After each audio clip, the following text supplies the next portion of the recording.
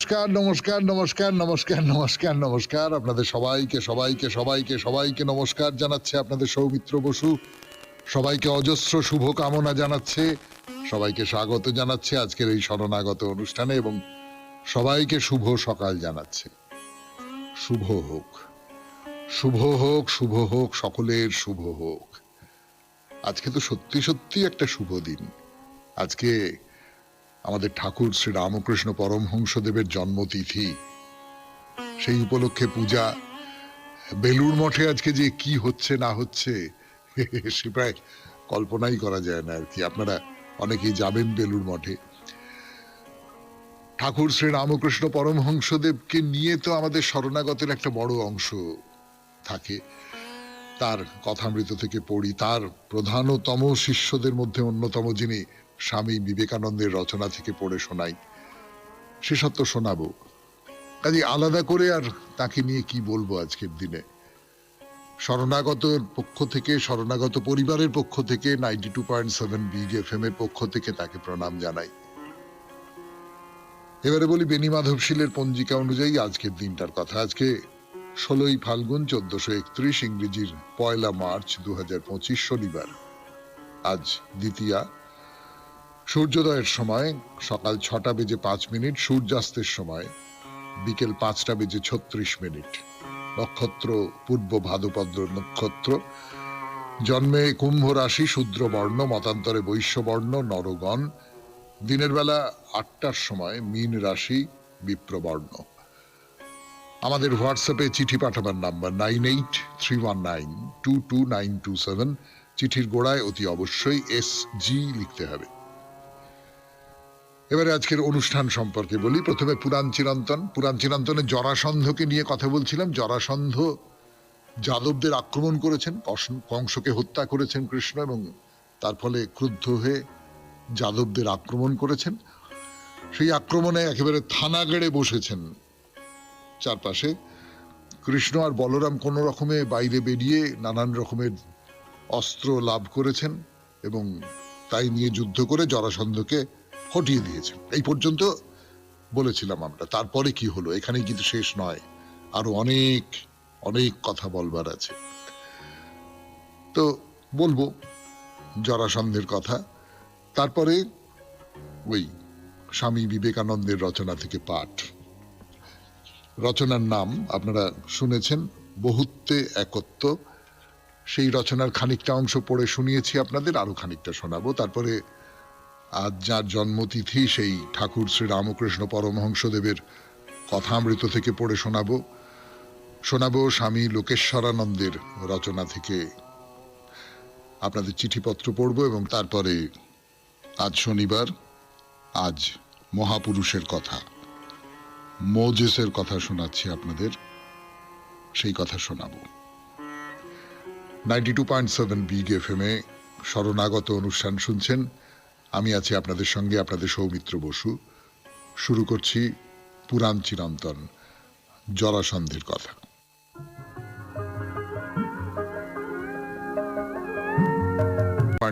Big FM এ শরণাগত অনুষ্ঠান শুনছেন।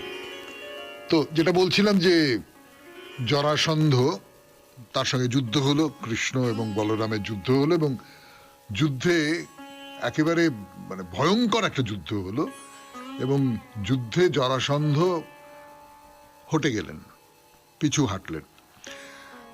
পুরোপুরি পরাস্ত হয়েছিলেন না, খানিকটা পর্যন্ত রণকৌশল হিসেবে একটু পিছিয়ে গিয়েছিলেন, সেইটা বলা যায় না। তার কারণ যাদবরা যুদ্ধে জিতে গেল, কিন্তু তারা যে জরাসন্ধের পিছু পিছু গিয়ে তাকে তাড়া করলো এইরকমটা নয়। কিন্তু জরাসন্ধ বলতে পারি যে যুদ্ধে আপাতভাবে খানিকটা হেরে যাওয়া। যুদ্ধে তো এইরকমটা আছেই যে আপাতভাবে খানিকটা হেরে গেলাম, তারপরে আবার অগ্রসর হলাম, এইরকম সব ব্যাপার নানান রকম যুদ্ধে থাকে। যুদ্ধে একটা হার মানেই হার নয়, সে তো আমরা সকলেই জানি। জীবনের যুদ্ধেও তাই না? জীবনের যুদ্ধেও তো একবার বিফল হলাম, হেরে গেলাম, ফিরে এলাম, আবার শুরু করলাম। একটা লেখা পড়ছিলাম এক জায়গায়, যে সেটা অবশ্য যুদ্ধ বলে বলা নেই, প্ল্যান বলে বলা আছে। হ্যাঁ, পরিকল্পনা। যে যদি তোমার কোনো একটা কাজ ব্যর্থ হয়, তাহলে তুমি পরিকল্পনাটাকে পাল্টাও, তোমার লক্ষ্যটাকে নয়। ভারী সুন্দর কথা না? পরিকল্পনাটাকে পাল্টাও, অন্যরকম ভাবে যাবার চেষ্টা করো, কিন্তু যেটাকে লক্ষ্য হিসেবে স্থির করেছো সেইটাকে পাল্টিও না। তো যাই হোক, সেটা তো অন্য কথা, আমাদের ব্যক্তিগত জীবনের উপদেশের কথা। তো এই যে জরাসন্ধ পিছিয়ে গেলেন, তার ফলে মথুরাপুরী সাময়িকভাবে অন্তত সুরক্ষিত হলো বলা যায়। কৃষ্ণ জরাসন্ধের পেছু পেছু গেলেন না।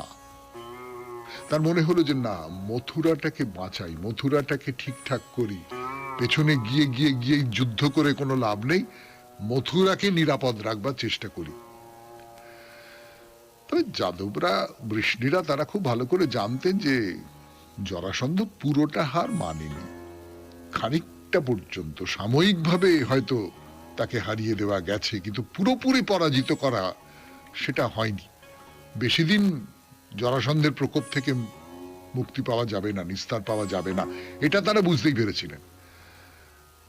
জরাসন্ধ আপাতত মগধে ফিরে গেছে, কিন্তু আবার ফিরে আসবে।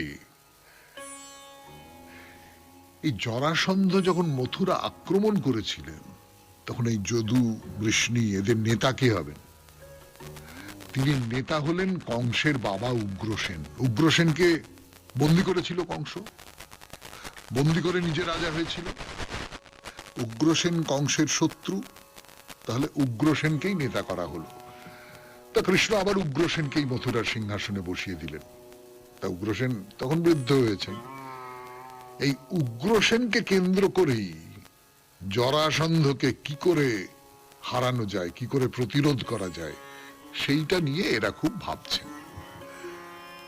ভাবুন, আমরা একটু গান শুনে নিই, তারপরে আবার ফিরে আসছি জরাসন্ধের কথায় 92.7 বিগ এফএম এ শরণাগত অনুষ্ঠানে পুরাণ চিরন্তন। পুরাণ চিরন্তন নিয়ে 92.7 বিগ এফএম এ শরণাগত অনুষ্ঠান শুনছেন। তো যেটা বললাম, উগ্রসেন হচ্ছেন রাজা, এবং জরাসন্ধ যদি আবার আক্রমণ করে, করবেই, তাহলে কিভাবে কি করে তা করা যায় সেইটা নিয়ে সকলে মিলে বসেছেন। তা বিকদ্রু বলে একজন, বিকদ্রু তিনি খুব একজন বড় নেতা আর কি, এবং এই নগর রক্ষা ইত্যাদি ইত্যাদি ব্যাপারে, যুদ্ধ, এই সমস্ত ব্যাপারে খুব অভিজ্ঞ একজন লোক, বিকদ্রু। তা তিনি কৃষ্ণকে বললেন, কৃষ্ণ দেখো, জরাসন্ধের সঙ্গে যুদ্ধ করবার শক্তি তোমার আছে, এবং যুদ্ধ যদি লাগে তো আমরা সবাই তোমার সঙ্গে আছি, এতে কোনো সন্দেহ নেই। কিন্তু একটা কথা মনে রেখো, যে সমস্ত রাজার মাথার উপর বসে আছে ওই জরাসন্ধ, অসম্ভব ক্ষমতা তার, মহাবলশালী বলতে যেটা বোঝায়, তার অসংখ্য সৈন্য, এবং তার তুলনায় আমাদের শক্তি অনেক কম, অনেক কম। এবং এই যে মথুরাপুরী, শত্রুরা যদি এসে এখানে একদিন অবরোধ করে, তাহলেই এই পুরীর সমস্ত কিছু নিয়ে একবারে হুড়মুড় করে ভেঙে পড়বে। আমাদের এই যে মথুরার দুর্গে, এখানে যথেষ্ট পরিমাণে খাবার দাবার নেই, জ্বালানি নেই, তার মধ্যে একটা দুর্গ চারপাশে উঁচু প্রাচীর দিয়ে ঘেরা থাকে, সেই সমস্ত কিছু নয়। এই পুকুরের চারপাশে তো একটা পরিখা ছিল, জলের একটা ইয়ে ছিল, জল দিয়ে ঘেরা, তো সেটাও মজে গেছে, সংস্কার করা হয় না। ফলে এখান দিয়ে খুব অনায়াসে শত্রুপক্ষ চলে আসতে পারে। আমাদের তো অস্ত্রশস্ত্রের প্রহরা, মানে যা কিছু দিয়ে একটা দুর্গ সুরক্ষিত থাকে তার কিছু নেই। নগরে যতগুলো অস্ত্রাগার আছে সেগুলোও খুব, তার সংস্কার দরকার, কিচ্ছু করা হয়নি এসব। নগররক্ষী পুরুষেরাও এসব দিকে নজর দেওয়ার প্রয়োজন মনে করেনি, কেননা কংস বলেছে আমি যথেষ্ট শক্তিশালী, আমার এই নগর রক্ষার কোনো প্রয়োজন আমার নেই। কিন্তু কংস মারা যাবার পর যে নতুন পরিস্থিতি তৈরি হয়েছে, এবং সত্যি সত্যি মথুরাপুরী একটা উন্নতির দিকে পা বাড়াচ্ছে, তো তখন এই দেশ যদি শত্রু অবরোধ করে রেখে দেয়, তবে একদিনও সেই অবরোধ সহ্য করবার ক্ষমতা আমাদের নেই। এই হলো সমস্যাটা। এই সমস্যা নিয়ে আজকে আর কথা বলা যাবে না, সময় হয়ে গেছে। এখন স্বামী বিবেকানন্দের রচনা থেকে পড়ে শোনাবো আপনাদের। রচনার নাম আগেই বলেছি, বহুত্বে একত্ব, তার খানিকটা অংশ পড়েছি, আরো খানিকটা অংশ পড়ে শোনাবো 92.7 বিগ এফএম এ শরণাগত অনুষ্ঠানে। তার আগে গান।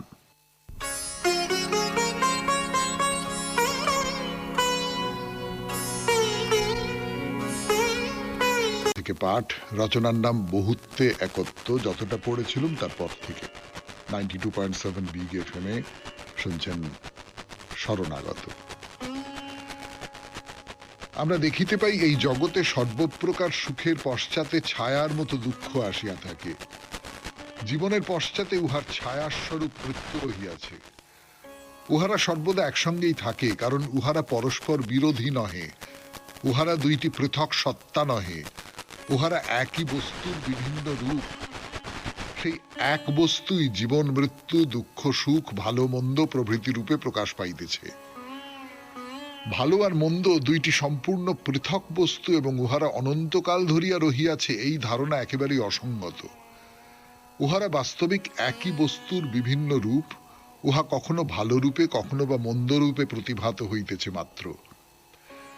বিভিন্নতা প্রকারগত নহে, পরিমাণগত। বস্তুত উহাদের প্রভেদ মাত্রার তারতম্যে। আমরা বাস্তবিক দেখিতে পাই একই স্নায়ু প্রণালী ভালো মন্দ উভয়বিধ প্রবাহই বহন করিয়া থাকে, কিন্তু স্নায়ুমণ্ডলী যদি কোন রূপে বিকৃত হয়, তাহা হইলে কোনরূপ অনুভূতিই হইবে না। মনে করো কোনো একটি বিশেষ স্নায়ু পক্ষাঘাতগ্রস্ত হইল, তখন তাহার মধ্য দিয়া যে সুখকর অনুভূতি আসিত তাহা আসিবে না, আবার দুঃখকর অনুভূতিও আসিবে না। এই সুখ দুঃখ কখনোই পৃথক নয়, উহারা সর্বদাই যেন একত্র রহিয়াছে। আবার একই বস্তু জীবনে বিভিন্ন সময়ে কখনো সুখ কখনো বা দুঃখ উৎপাদন করে। একই বস্তু কাহারো সুখ কাহারো দুঃখ উৎপাদন করে। মাংস ভোজনে ভোক্তার সুখ হয় বটে, কিন্তু যে প্রাণীর মাংস খাওয়া হয় তাহার তো ভয়ানক কষ্ট। এমন কোনো বিষয়ই নাই যাহা সকলকে সমভাবে সুখ দিতেছে। কতকগুলি লোক সুখী হইতেছে, আবার কতকগুলি লোক অসুখী হইতেছে, এইরূপ চলিবে। অতএব স্পষ্টই দেখা গেল দ্বৈত ভাব বাস্তবিক মিথ্যা। ইহা হইতে কি পাওয়া গেল? আমি পূর্ব বক্তৃতায় বলিয়াছি, জগতে এমন অবস্থা কখনো আসিতে পারে না যখন সবই ভালো হইয়া যাইবে, মন্দ কিছুই থাকিবে না। ইহাতে অনেকের চিরপোষিত আশা চূর্ণ হইতে পারে বটে, অনেকে ইহাতে ভয়ও পাইতে পারেন বটে, কিন্তু ইহা স্বীকার করা ব্যতীত আমি অন্য উপায় দেখিতেছি না। অবশ্য আমাকে যদি কেহ বিপরীতটি বুঝাইয়া দিতে পারে তবে আমি বুঝিতে প্রস্তুত আছি, কিন্তু যতদিন না কেহ আমাকে উহা বুঝাইয়া দিতেছে আমি ঐরূপ বলিতে পারি না। শুনলেন স্বামী বিবেকানন্দের রচনা থেকে পাঠ। 92.7 বিগ এফএম এ শরণাগত অনুষ্ঠানে এইবার কথামৃত। ফিরে আসছি গানের পর। ফিরে এলাম 92.7 বিগ এফএম এ শরণাগত অনুষ্ঠান শুনছেন। এখন ঠাকুরের কথা, ঠাকুর শ্রী রামকৃষ্ণ পরমহংসদেবের কথা অমৃত থেকে পাঠ। ঠাকুর কেশব সেন সম্পর্কে বলছেন। কেশব সেন সম্পর্কে বলছেন মানে ঠাকুর যে উপদেশ দেন সেই উপদেশ কেশবচন্দ্র সেনকে দিয়েছেন, সেই কথাগুলো তার ভক্ত শিষ্যদের বলছেন। সেই কথাগুলো এর আগে ঠাকুর নানানভাবে বলেছেন। তো এর আগের যে কথামৃত থেকে পাঠ, তাতে আমরা বলছিলাম না যে ঠাকুর বলছেন কামিনী কাঞ্চন ত্যাগ করতে হবে। ওই এরকম মাছ খেলুম না, কি দুধ খেলুম না, কি সাবান মাখলুম না, সাবান ত্যাগ করলুম, দুধ ত্যাগ করলুম, এই ত্যাগগুলো খুব বড় কথা নয়। বড় কথা দুটি জিনিসকে ত্যাগ করা, একটা হচ্ছে কামিনী আর একটা হচ্ছে কাঞ্চন। এক হচ্ছে নারী, মানে বলা বাহুল্য নারীর দিক থেকে পুরুষ, এইরকম করেই তো আমরা দেখবো আধুনিক কালে, এবং বা ভোগ, সোজা কথায় ভোগ। আর আরেকটা হচ্ছে কাঞ্চন, অর্থ, বিত্ত, সম্পত্তি, সম্পদ। এই দুটোকে ত্যাগ করতে না পারলে ঈশ্বরকে পাবে না। তোমার যে যথার্থ গভীর জ্ঞান, সেই জ্ঞানটা তুমি লাভ করতে পারবে না। কিন্তু সংসারে থাকলে যে বিপদটা হয়, সেই বিপদের কথাটা ঠাকুর বলছেন। যদিও তিনি সংসারে থেকেই সাধন ভজন করার পক্ষপাতী, যারা সন্ন্যাসী তারা সন্ন্যাসী, ছেড়ে দাও। কিন্তু সংসারে থাকলে অনেকগুলো সুবিধে আছে। সংসারে থাকলে খাওয়া পরার অভাবটা থাকছে না, অর্থাৎ শারীরিক যে চাহিদাগুলো, সেই চাহিদাগুলো মিটে যাচ্ছে। মিটে যাওয়ার ফলে তুমি নিশ্চিন্তে সেই চাহিদা মিটিয়ে তুমি সাধন ভজন করতে পারো, তাকে ডাকতে পারো, ভগবানকে ভক্তি করে ডাকতে পারো, ঠিক আছে। কিন্তু এই যে আমার চারপাশে অনবরত নানান প্রলোভন আমাকে হাতছানি দিয়ে ডাকছে, এইটা তো বড় বিপদ না? আপনি মনে করলেন যে আমি মনে মনে কামিনী কাঞ্চন ত্যাগ করলাম, কিন্তু অনবরত আপনার চারপাশের যে প্রকৃতি, তার মধ্যে কামিনী আছেন, আপনার চারপাশের যে সমাজ, আপনার চারপাশের যা কিছু, তার মধ্যে কাঞ্চন আছে, তারা আপনাকে অনবরত ডাকছে, আহ্বান করছে। তো ঠাকুর কি বলছেন? বলছেন যে যে ঘরে জলের জ্বালা আর আচার তেঁতুল, সেই ঘরে বিকারী রোগী থাকলে কেমন করে ভালো হয়?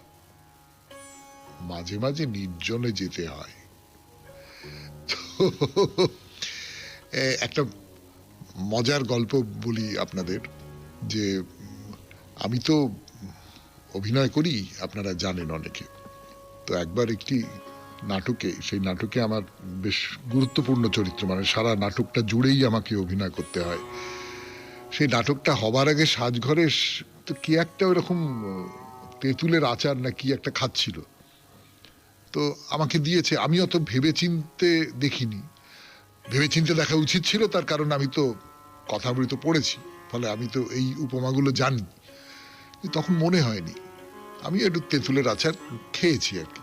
তো যাই হোক, তারপরে নাটক শুরু হয়েছে। নাটক শুরু হবার পরে ক্রমাগত মুখে জল কাটছে, তো মহা বিপদ হয়ে গেল, সংলাপ বলাই যাচ্ছে না। এইটা আমি খুব ঠেকে শিখেছিলাম আর কি। যাই হোক, 92.7 বিগ FM এ শরণাগত অনুষ্ঠানে শুনছেন কথামৃত থেকে পাঠ। পাঠ করে শোনাচ্ছি আমি, আপনাদের সৌমিত্র বসু। ফিরে আসছি গানের পর। কথা ঠাকুর শ্রী রামকৃষ্ণ পরমহংসদেবের কথা।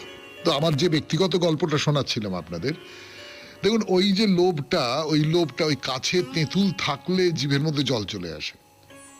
তো বিকারের যে রোগী, সে কেমন করে ভালো হয়?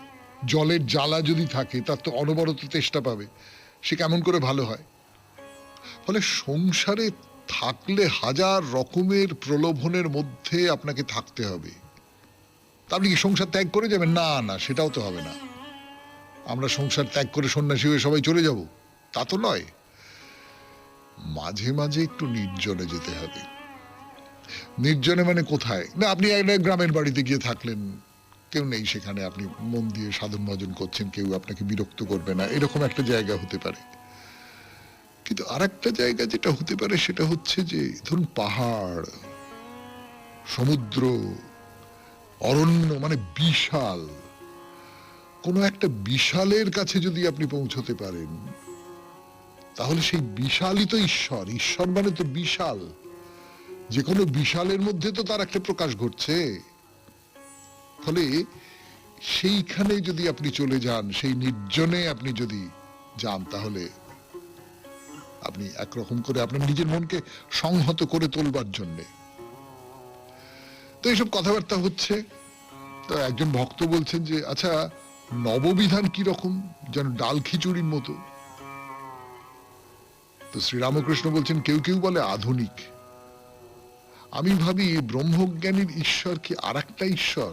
বলে নববিধান, নূতন বিধান। তা হবে, যেমন 6টা দর্শন আছে, ষড়দর্শন, তেমনি আর একটা কিছু হবে। অর্থাৎ নববিধান আপনারা সকলেই জানেন, কেশবচন্দ্র সেন 19 শতকের শেষের দিকে, 8 দশকের একেবারে গোড়ায়, আমার ঠিক সালটা মনে পড়ছে না, তিনি একটা তৈরি করেন যে ব্রাহ্ম সমাজ, সেই যে ব্রাহ্ম সমাজ থেকে সরে গিয়ে তাদের অনেকখানি মত নিয়ে তিনি তার মতন করে একটা ধর্মমত তৈরি করেন। তো এই যে নতুন নতুন মত ব্রাহ্ম সমাজ ভেঙে তৈরি হচ্ছে,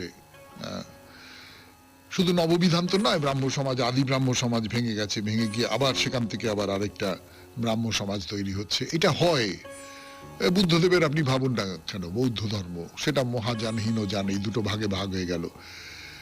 হিন্দু ধর্ম, এই যে সনাতন ধর্ম বলা হয়, কিন্তু সনাতন মানে কি? মানে ধরুন বেদ, বেদে যে ধর্মের কথা বলা হচ্ছে, বেদকে যদি হিন্দু ধর্মের একেবারে প্রাচীনতম রূপ বলে মনে করেন, তার সঙ্গে ঠাকুর শ্রী রামকৃষ্ণ পরমহংসদেবের ধর্ম কি এক?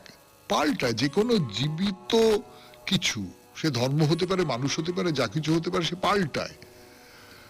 তো সেই রকম আমরা তো ধর্ম নিয়ে কথাও বলেছি এর আগে পুরাণ চিরন্তনে, দেখেছি কিভাবে মতগুলো পাল্টাতে পাল্টাতে যায়।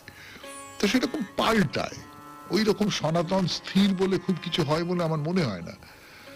তো যাই হোক, যেটা বলছিলাম সেটা হচ্ছে যে এই নতুন আর একটা ধর্মমত, পুরনোই একটু অন্য রকম করে দেখা হয়তো। 92.7 বিগ এফএম এ শরণাগত অনুষ্ঠানে শুনলেন কথামৃত থেকে পাঠ, এরপর গান, গানের পর স্বামী লোকেশ্বরানন্দের রচনা থেকে পড়ে শোনাবো আপনাদের। রচনার নাম, যা নিয়ে আমরা সবাই খুব চিন্তিত আজকের এই ভারতে, মৌলবাদ। ফিরে আসছি, আমি আপনাদের সৌমিত্র বসু। শোনাবো রচনার নাম মৌলবাদ। যে সমস্যাটি নিয়ে আজ বহু দেশে উদ্বিগ্ন তা হল মৌলবাদ। ভাবতে আশ্চর্য লাগে, এই যুগেও বহু মানুষ শাস্ত্রের সব কথা আক্ষরিক অর্থে গ্রহণ করেন। সব ধর্মশাস্ত্রে নিঃসন্দেহে অনেক ভালো কথা বলা আছে, কিন্তু সেখানে এমন অনেক কথাও আছে যাদের অবাস্তবতা দিবালোকের মতো স্পষ্ট। শাস্ত্রে আছে বলেই কি সেগুলি নির্বিচারে বিশ্বাস করতে হবে? কেউ কেউ হয়তো দাবি করবেন শাস্ত্র ঈশ্বরের বাণী, কিন্তু সেগুলি যে মানুষের কথা নয় তাই বা আমরা কেমন করে বুঝবো? এও তো হতে পারে কিছু বুদ্ধিমান মানুষ নিজেদের কথাকেই ঈশ্বরের কথা বলে চালাচ্ছেন। আর যদি ঈশ্বরের কথা হয়ও, যুক্তি বিরুদ্ধ হলে সেগুলিকে কি আমরা মেনে নেব? সমস্ত জীবের মধ্যে মানুষ এই জন্যই শ্রেষ্ঠ যে সে চিন্তা করতে পারে, বিচার করে চলতে পারে। এ যাবৎ তার যে অগ্রগতি হয়েছে তার কারণ এই যে সে ঠিক বেঠিক ভালো মন্দের পার্থক্য বুঝতে পারে। নিজের যুক্তি বুদ্ধি প্রয়োগ না করে সে যদি শুধু শাস্ত্রের উপর নির্ভর করে থাকতো, তাহলে তার অগ্রগতি সম্ভব হতো না। যে যুগে শাস্ত্র রচিত হয়েছে সেই যুগেই পড়ে থাকতো সে। উন্নতির পথে যা অপ্রয়োজনীয়, যা অন্তরায়, তা বর্জন করতে পেরেছে বলেই তার আজকের এই উন্নতি। যখনই মানুষ দ্বিধাগ্রস্ত হয়েছে, যুক্তি তখন তাকে পথ দেখিয়েছে। এই অবস্থার পরিবর্তন হলে মানব জাতির ভবিষ্যৎ অন্ধকার। কিন্তু যুক্তি কি সর্বদাই নির্ভুল? তা কি শিক্ষা, সংস্কার ও পরিবেশের দ্বারা প্রভাবিত হয় না? একজন পরিণত মানুষ ও একজন শিশুর যুক্তি কি এক? একজন শিক্ষিত মানুষ যত সুস্পষ্টভাবে ও যুক্তিসঙ্গতভাবে চিন্তা করতে এবং তর্ক করতে পারবেন, একজন অশিক্ষিত মানুষ কি তা পারবেন? তাই এ কথা সত্যি যে নিজের বুদ্ধির উপর সবসময় নির্ভর করা যায় না। বিচক্ষণ মানুষেরা যা বলেন, যা করেন তাও লক্ষ্য করতে হয়। যথাসাধ্য এদের অনুসরণ করে চলাই উচিত। কিন্তু বিচক্ষণ মানুষের কথা বা কাজের সঙ্গে যখন নিজের যুক্তির বিরোধ ঘটবে, তখন নির্দ্বিধায় নিজের বুদ্ধি বিবেচনা অনুসারেই কাজ করা উচিত, ফলাফল যাই হোক না কেন। বিশ্বাসের চেয়ে যুক্তি অনুসারে চলাই শ্রেয়। বর্তমান ধর্মগ্রন্থের সব কথা চোখ বন্ধ করে মেনে চলার যে প্রবণতা দেখা যাচ্ছে, সেটি বোঝা কঠিন। এই প্রবণতা যাদের মধ্যে আছে তারা এতদূর ধর্মান্ধ ও গোঁড়া যে ব্যক্তিগত এবং সামাজিক যেসব বিধিনিষেধের কথা শাস্ত্রে বলা আছে, তার থেকে একচুল এদিক ওদিক হওয়া তারা বরদাস্ত করেন না। সময় যে বদলেছে সে কথা তারা মানতেই চান না। তাদের ধারণা একমাত্র তাদের ধর্মশাস্ত্রে সব সত্য বলা আছে। সেখানে যে কথা নেই তা কখনোই সত্য হতে পারে না। এই কারণেই অন্যান্য ধর্মকে ঘৃণা করেন তারা। মনে করেন সেগুলি মিথ্যা এবং সম্ভব হলে সেগুলিকে তারা ধ্বংস করতেও প্রস্তুত। তারা বোঝেন না যে সব ধর্মেই এমন কিছু সত্যের কথা বলা আছে যা সনাতন বা চিরকালীন, এবং সেই সঙ্গে এমন কিছু কথা আছে যা একটা নির্দিষ্ট সময়ের জন্য উপযোগী। এই দুয়ের পার্থক্যটা আমাদের বুঝতে হবে। সনাতন সত্যগুলি গুরুত্বপূর্ণ, সাময়িক প্রয়োজন মেটাতে যে বিধিনিষেধের ব্যবস্থা সেগুলি নয়। এই মুখ্য গৌণ অংশগুলির তাৎপর্য বুঝতে না পারার দরুনই মৌলবাদের জন্ম। মানধাতার আমলের জরাজীর্ণ কুসংস্কার আঁকড়ে থাকলে সমাজের প্রগতি রুদ্ধ হয়ে যায়। তাই যা অগ্রগতির পথরোধ করে তাকে ত্যাগ করার মনোবল সমাজে থাকা চাই। যা প্রাচীন তাই শ্রেষ্ঠ, এই ধারণাই উন্নতির সবচেয়ে বড় প্রতিবন্ধক। সত্যের অন্বেষণে জীবন, সত্যকে জানা হয়ে গেছে ভাবলে অগ্রগতির আকাঙ্ক্ষাটাই মরে যায়। বুদ্ধি ও অভিজ্ঞতার সাহায্যে সত্যের অনুসন্ধান চালিয়েই যেতে হয়। মৌলবাদ এই কারণেই ভ্রান্ত যে তার কাছে এই অন্বেষণের কোনো উপযোগিতা নেই। ভ্রান্ত এই কারণেও যে দেশে দেশে যুগে যুগে এই অন্বেষণের চেহারা যে আলাদা হতে পারে তা সে স্বীকার করে না। শুনলেন স্বামী লোকেশ্বরানন্দের রচনা থেকে পাঠ, মৌলবাদ। এরপর গানের পর আপনাদের চিঠিপত্র।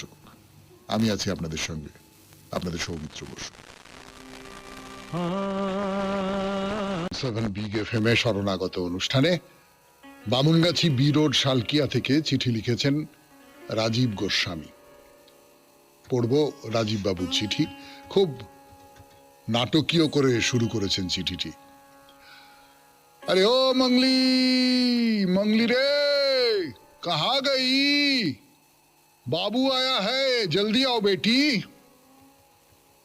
তা বটে, কোথা হইতে আছো? বললাম কলকাতা। বেশ বটে, বেশ। এবারে মঙ্গলিকে দেখিয়ে অশীতিপর বৃদ্ধা বলে চললেন, ও আর বড় কষ্ট। মা মরা বেটি এতটুকুন ভাই আর বাপকে লিয়া থাইকে সব কাম করে, আর বাবু বিবিদের লিয়ে হুই জঙ্গলের পানে লিয়ে যায়, আর যা পায় উহাতেই উহার চলে। 6 কি 7 বছরের একটি রোগা পাতলা খালি পায়ের কৃষ্ণকলি, কতদিন উস্কো খুস্কো চুলে তেল না পড়া এক কন্যা রত্নের আবির্ভাব হলো। কিছুটা অদূরে হেলে পড়া সূর্যের মিষ্টি পরশ তাড়িয়ে তাড়িয়ে উপভোগ করছিল সোয়েটারহীন জানুয়ারি মাসের হিমেলি হাওয়াকে চ্যালেঞ্জ ছুড়ে দিয়ে তার উলঙ্গ ভাইয়ের সঙ্গে। অপেক্ষা কখন বাবু বিবিরা আসবে তাদের এই আদিবাসী অধ্যুষিত প্রায় পাণ্ডব বর্জিত ঘাটশিলার এই ধারাগিরি জলপ্রপাত প্রান্তরে ভ্রমণকারীদের জন্য। যেতে হয় জঙ্গলের ভিতর দিয়ে, তাই স্থানীয় পথপ্রদর্শক নিতে হয়। তবে না নিলেও চলে, কিন্তু তাদের সাহায্য নিলে তাদের আর্থিক সাহায্য হয়, তাই অতি অবশ্যই নিলাম। আমার রত্নটি আর ওই প্রকৃতির কোলে জীবন সংগ্রামে লিপ্ত রত্নের সাথে আমার প্রাণের রত্নটির বন্ধুত্ব গড়ে উঠল। এক প্রকার মঙ্গলি দিদির ন্যাওটা হয়ে উঠল। তবেই না রতনের রতন চেনে। পথের ধারে দোকানপাট, জিজ্ঞেস করি, কি নিবি রে মঙ্গলি? হাতের ইশারায় ঝুলতে থাকা চিপসের প্যাকেটকে ইঙ্গিত করল। হাতে তুলে দিতেই হাসিতে মুখ ভরে উঠল। সত্যি এতটুকু সামান্য জিনিসেই সন্তুষ্ট। কত উদার হৃদয়ের মানুষেরা। ঠিক মানুষ মানুষের জন্য। মুখোশ পরা দুমুখো মিষ্টি মুখের লোক দেখানো নকল মানুষ নন, বরং তারা প্রকৃতই রূপসাগরের মনের মানুষ, কাঁচা সোনা।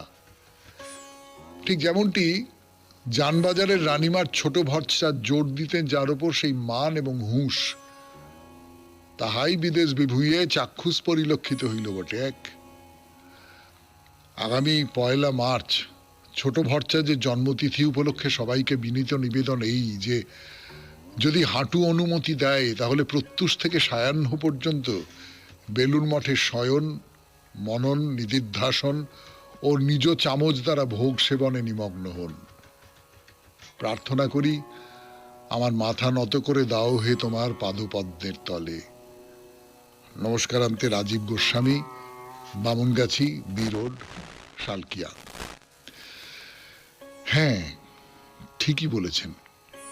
এই যে অসম্ভব অভাবের মধ্যে আছে এই মানুষগুলো, এই বাচ্চাটা, তার মানে একটু ওই চিপসের প্যাকেট পেলেই তার জীবন ধন্য হয়ে যায় আর কি।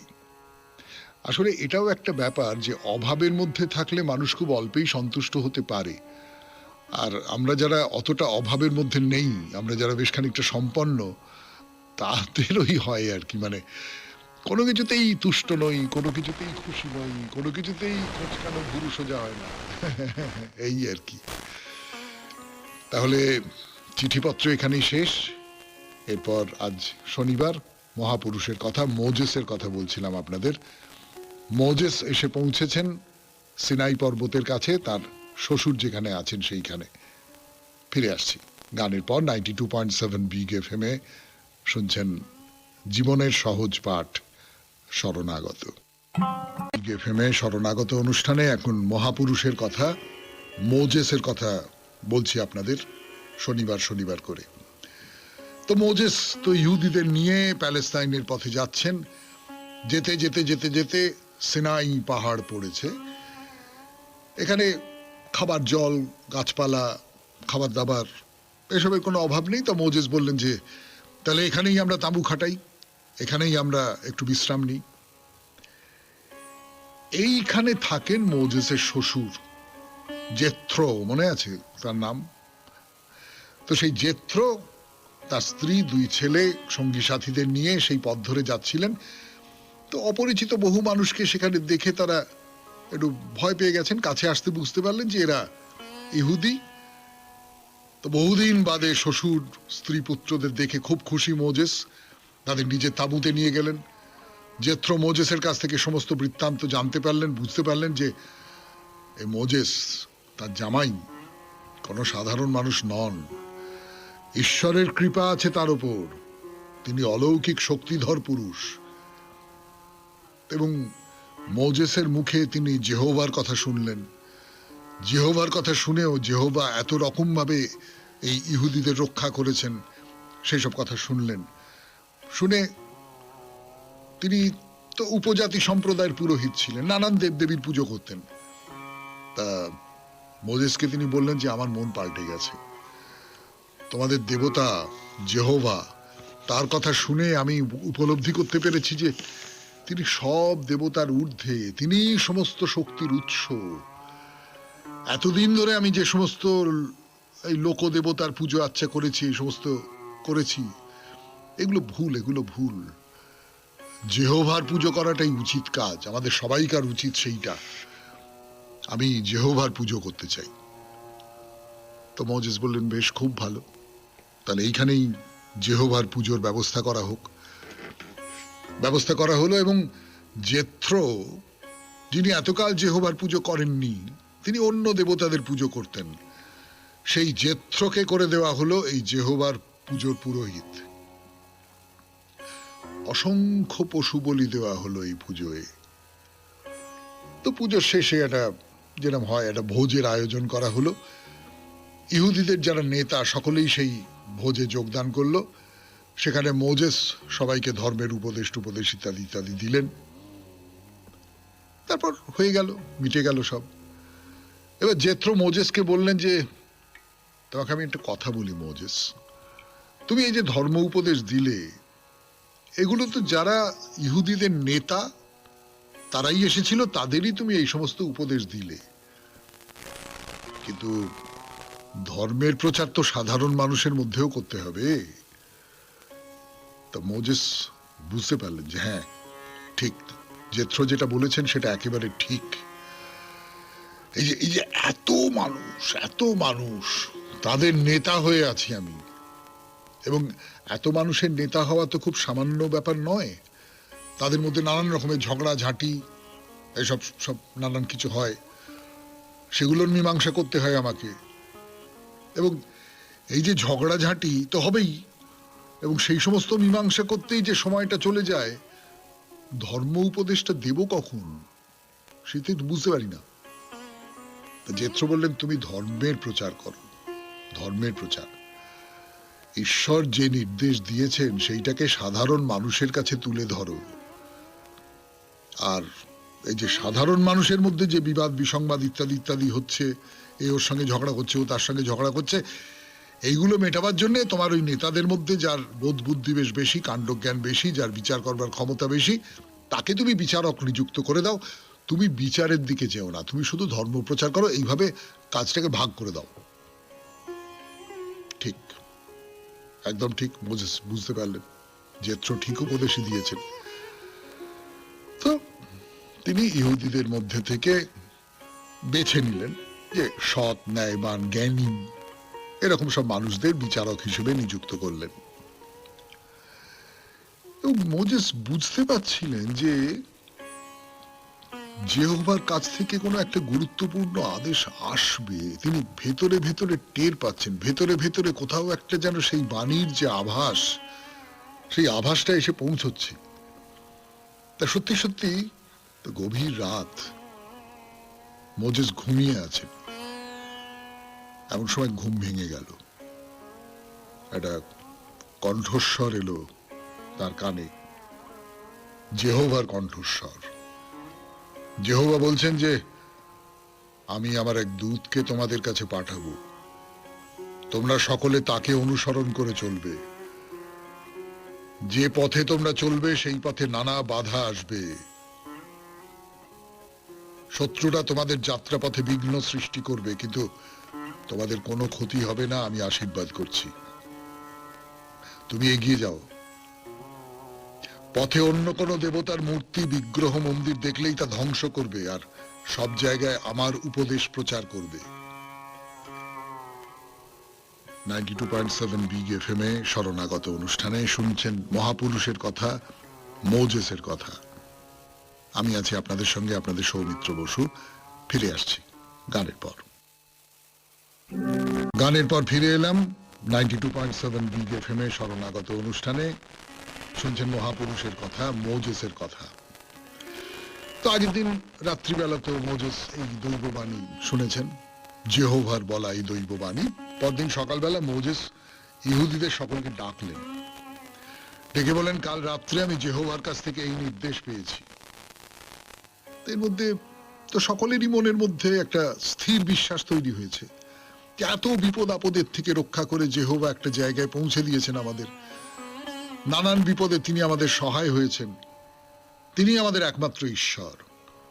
আর মোজেস হচ্ছেন আমাদের ধর্মগুরু, আমাদের নেতা, ঈশ্বরের প্রতিনিধি।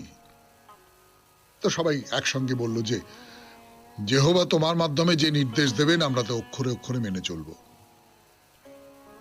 তা মোজেস বললেন, তাহলে তোমরা আগামী দুদিন শুদ্ধভাবে থাকবে, পবিত্রভাবে থাকবে। তৃতীয় দিনে এখানে দেবদূতের আবির্ভাব হবে, তিনি আমাদের নিয়ে যাবেন, আমরা তাকে অনুসরণ করব। দুদিন কেটে গেল শুদ্ধভাবে, পবিত্রভাবে। তৃতীয় দিন ভোর থেকে ঘন মেঘে আকাশ ছেয়ে গেল, ঘন ঘন বিদ্যুৎ চমকাচ্ছে, বাজ পড়ছে। তা ইহুদিরা সবাই একটা বিরাট প্রান্তরে এসে জমায়েত হয়েছে। আকাশে ঘন মেঘ, সেই মেঘের ভেতর থেকে একটা প্রচন্ড তীব্র একটা আলোক ছটা নেমে এলো এই পৃথিবীতে। সমস্ত অন্ধকার কেটে গেল।